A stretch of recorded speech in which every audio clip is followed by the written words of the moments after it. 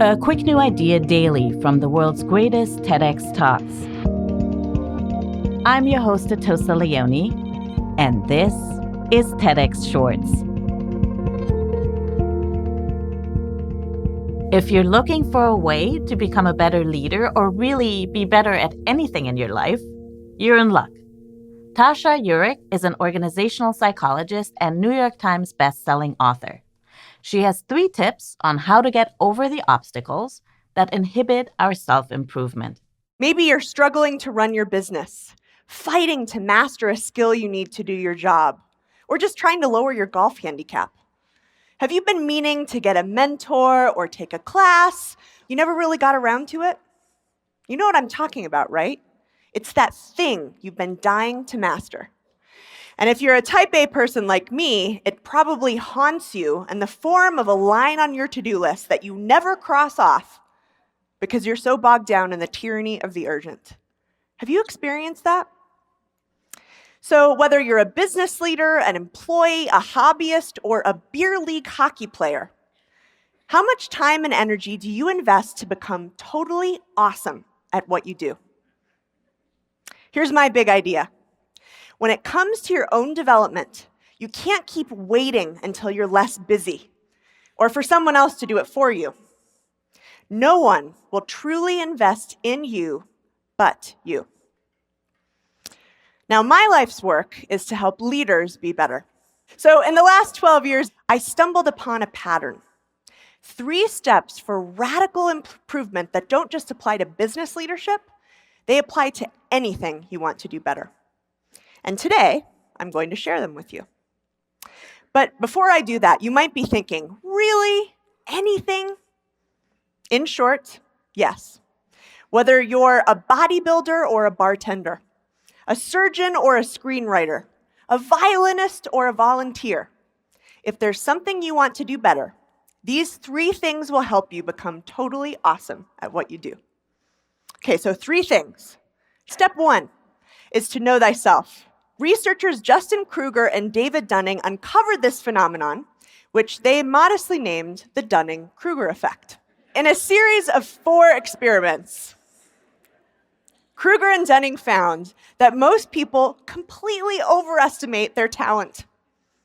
What was even scarier, at least to me, was that the least competent people were the worst at recognizing their incompetence. So what about you? If you had room for improvement, would you know? Delusions about ourselves are the roadblocks on the journey to becoming awesome. So no matter how hard it is, you have to take responsibility for learning the truth about yourself. So how do you do that? Here's my advice. For you, step 1 means knowing where you stand. So first, if you have them, you should be looking at your objective measures of success. A surgeon might look at her complication rates. A gardener might look at which of her plants have lived and which have not. Then you look at your subjective measures. The easiest way to do this is to find someone who will tell you the truth. Ask them, what am I doing that's helping me succeed? What's getting in the way? And how can I adapt my approach to be better? Remember, above all, seek the truth. Okay, so you've gotten this feedback, you know where you stand. Step 2 is to pick one thing to work on.